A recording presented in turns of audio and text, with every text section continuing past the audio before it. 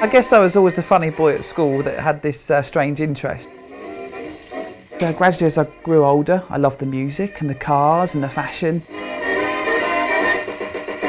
My name is Ben Sansom, and for years now I've been fascinated with history, particularly the 40s, so I decided to recreate the 40s as much as I could in my own home. I'm 35 now. My parents probably thought I'd grow out of it, but I will always live like this now. I know I will never grow out of it, and I shall probably die living like this. But that's fine, because I'm ensuring that their way of life isn't forgotten.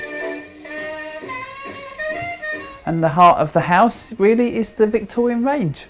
1890s, fully restored, every nut and bolt, working perfectly, even after 120 years. It's marvellous. I use it all the time in winter. It's fantastic.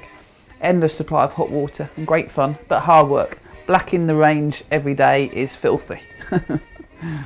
I have a very sort of modern life in one sense. I'm BA cabin crew, so sort of jetting off. But then when I like to come home and retreat and go back in time in my own little period house. This is the master bedroom.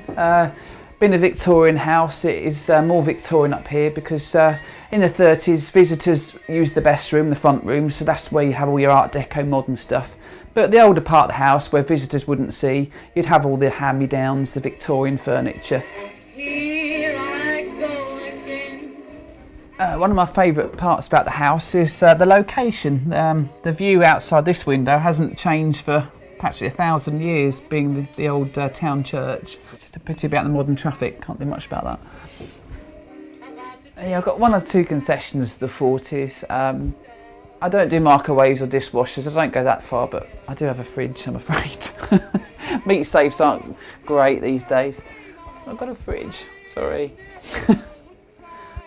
I think years ago I used to hope that one day I'd have someone live with me and be sort of compatible, but I think my interest is so extreme that my partner has a modern house and I have a period house. So we have a house each. It's great because not everyone wants to live like that. I appreciate that.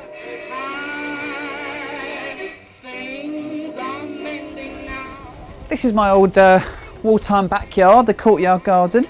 My absolute pride and joy is our locally made mangle here. My grandma might have actually used this, belonged to a neighbour of hers. And yeah, it was made right here in our town, and it's Victorian, again survived 100 years.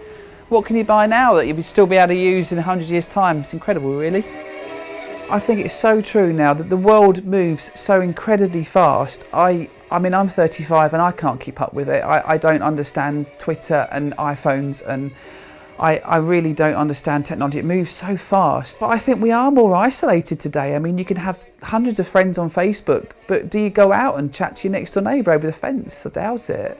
You know, it's scary today. I think we're more isolated and we've lost such a lot that I'm just trying to hold on to some of the old world charms of that period for as long as I can.